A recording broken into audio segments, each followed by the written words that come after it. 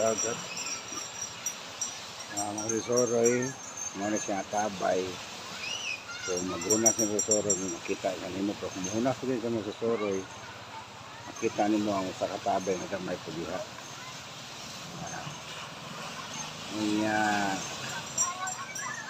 Ang pinagdala ng resoroy, tabang.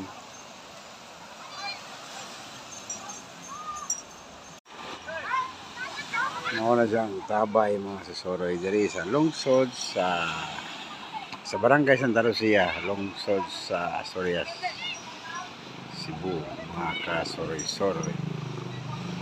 So kung mutawan dagat, moapwa na siya, umunas, so makita nimo ang